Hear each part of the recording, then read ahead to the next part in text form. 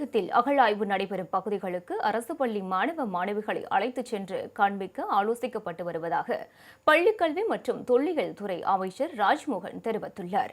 தென்காசி மாவட்டம் சங்கரன்கோவில் அருகே உள்ள மலையடிப்பட்டியில் நடைபெற்று வரும் தொல்லியல் அகழாய்வு பணிகளை ஆய்வு செய்த பின் செய்தியாளர்களை சந்தித்த அமைச்சர், இந்த பகுதியில் நடைபெறும் அகழாய்வில் கல்லால் செய்யப்பட்ட கிளிப்பான்கள், கருவிகள், இரும்பால் செய்த பொருட்கள், மணிகள், தங்கத்தால் செய்த அணிகலன்கள் கிடைத்திருப்பதாக கூறினார்.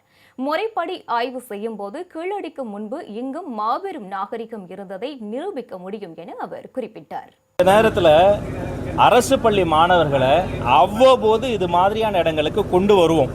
இது மிகப்பெரிய மிக முக்கியமான முன்னெடுப்பு. எல்லா அரசு பள்ளி மாணவர்களும் இனி தொல்லியல் டூர்ஸ் போறாங்க. இந்த தொல்லியல் டூர் தொல் பயணம் என்பது அரசு பள்ளி மாணவர்களுக்கு பிரத்யேகமாக நடத்தப்படும். பின்னர் நெல்லை மாவட்டத்தில் அமைந்துள்ள பொருணை அருங்காட்சியகத்தை பார்வையிட்ட அவர் அங்குள்ள தொல்லியல் பொருட்கள் பாதுகாப்பு மற்றும் பராமரிப்பு குறித்து அதிகாரிகளிடம் ஆலோசனை மேற்கொண்டார்.